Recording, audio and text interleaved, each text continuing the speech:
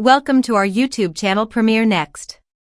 It's your one-stop destination for the hottest updates in entertainment. From upcoming movie releases and binge-worthy web series to celebrity news and industry buzz, we bring you fast, reliable, and engaging content every day. Whether you're a fan of Bollywood, Hollywood, or global streaming platforms like Netflix and Prime, we've got you covered. Today again our partner James and Mary are here for latest entertainment update, so stay tuned till last. Welcome back to the Deep Dive. Today we are plunging right into the heart of the continent. That's right, we're talking The Witcher, Netflix's huge fantasy series.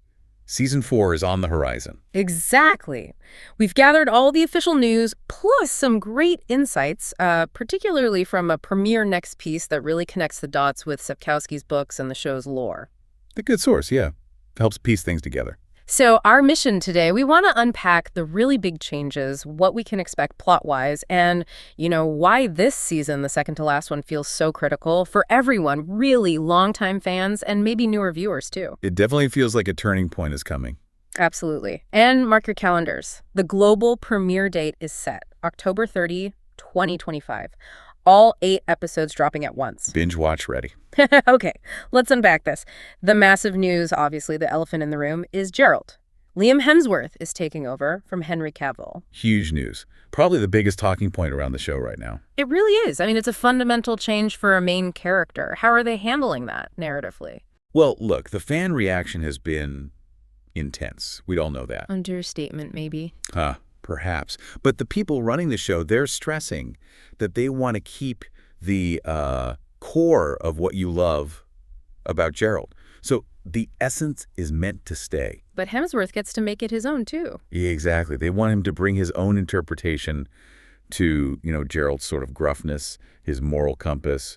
It won't be just an imitation. That makes sense. And there's something interesting about the production itself. Oh, yeah, this is key. They filmed Season 4 and Season 5, the final season, back-to-back. Wow, okay. So no big gap. Right. And that's not just about saving money, I think. It points to a really cohesive vision for the end game.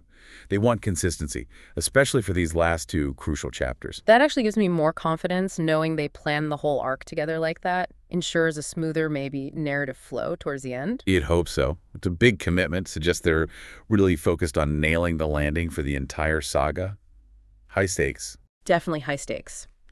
So, thinking about where we left off, Season 3 ended on some serious cliffhangers. Remind us quickly. Oh, yeah. Total separation. Geralt, Yennefer, Ciri, all scattered. Geralt was badly wounded after fighting Vilgefortz. Right, that brutal fight on Thanet Island. Exactly. And meanwhile, you've got Vilgefortz, the rogue mage, and Emperor Emhyr, who, let's not forget, is Ciri's biological father, plotting. Their big, sinister plan for Ciri is really kicking into high gear. Yeah, it left you hanging, wondering how they'd ever find each other again, let alone face. Well, everything. Precisely. And connecting that to the books, Seasons 4 and 5 are adapting the last 3 novels, Baptism of Fire, The Tower of the Swallow, and Lady of the Lake. So we're heading straight into the climax of the book saga. We are. Major storylines are converging. For Geralt, expect him to finally really ditch the neutrality thing. He's all in for Ciri and Yennefer. He's picking a side, his side. His side, yeah. And he starts gathering this sort of found family around him, companions on his quest.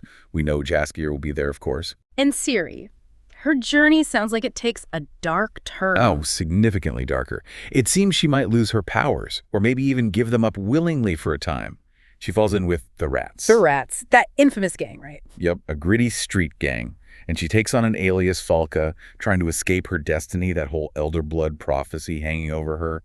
It's a rough path. Sounds like she has to almost lose herself to find herself, maybe. That's a good way to put it. Her destiny, tied to that immense power, is really pushing towards a final confrontation. And then there's Yennefer. Ah, Yennefer. What's her situation? She's basically thrust into leadership at Aretuza after Tissaya's death.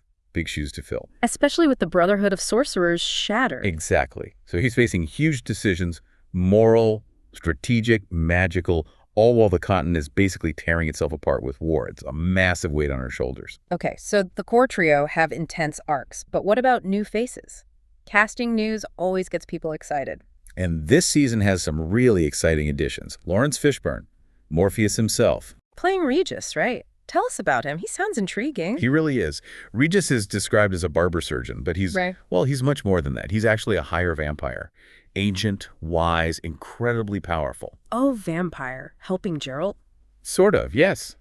He offers Geralt this alternate lens on what being a Witcher means, a different perspective. He becomes a close friend, actually, and brings this deep, morally complex worldview. It's fantastic casting. Wow, okay. Fishburne as Regis. That alone is worth tuning in for. Who else? We've got Charlton Copley, who's always brilliant. He's playing Leo Bonhart. Bonhart, the bounty hunter. Uh-oh. Oh, was right. He's infamous in the books. Ruthless, incredibly dangerous, a major human threat, not a monster. He'll likely be after Ciri. Okay, adding another layer of danger. Anyone else significant? Danny Woodburn is joining as Zoltan Shive, a dwarf and a key figure who becomes part of Geralt's traveling companions, his Hansa. Ah, part of that found family you mentioned. Exactly. He brings some heart, some loyalty, maybe even some humor to Geralt's grim journey. These aren't just side characters. They're crucial for driving the story and Geralt's development. It really sounds like everything is escalating. The character stakes, the world. Oh, absolutely. The scale of conflict is blowing up.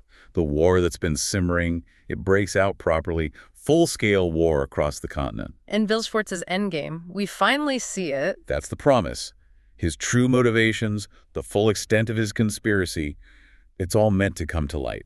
Expect the threats to be bigger than ever. And that classic Witcher theme, man versus monster. It gets amplified, I think. The show seems poised to dig deeper into how human actions, betrayal, ambition, cruelty can be far more monstrous than any creature Geralt hunts. The lines blur even more. Definitely. And right at the center of it all, you still have Ciri and these huge themes of power and prophecy. Is her elder blood destiny a gift or a terrible burden? And crucially, does she get to choose her own path in the end? Or is fate just too strong? That's the million-dollar question, isn't it? How much agency does she, or any of them, really have when destiny seems to be calling so loudly? So bringing it all together, what's the big takeaway for Season 4? What should we be bracing ourselves for? Okay, so I think it's shaping up to be darker, definitely bigger in scale, and way more consequential. This is the beginning of the end, the penultimate chapter. We're talking new leadership, both with Geralt's actor and Yennefer's role, shifting alliances, really scary new enemies. And that prophecy surrounding Ciri just intensifying, becoming unavoidable almost. It's all converging. It sounds like a must-watch season to set up the grand finale. Without a doubt. It really feels like all the pieces, war, magic, personal journeys, the monsters, both literal and figurative, are about to collide spectacularly. So what does this all mean? Well, I think it leaves us with a really powerful question to ponder, doesn't it? As everything hits the fan, what does it truly mean for someone like Geralt, or especially Ciri, to try and forge their own path? Against destiny itself. Yeah, against destiny, against prophecy, against these massive forces. Can they choose freedom? Or will they inevitably succumb to the roles laid out for them when the stakes are, frankly, this astronomically high? It makes you think about the cost of choice. A heavy thought to end on, but a fitting one for The Witcher. Can't wait for October 2025. Me neither. It's going to be quite the ride. That's all for today's video. We hope you enjoyed watching and found it interesting. Thanks for watching YouTube channel Premiere Next. Don't forget to like, share, and subscribe the channel to stay updated with the latest movie reviews, web series breakdowns, and entertainment updates. See you in the next video.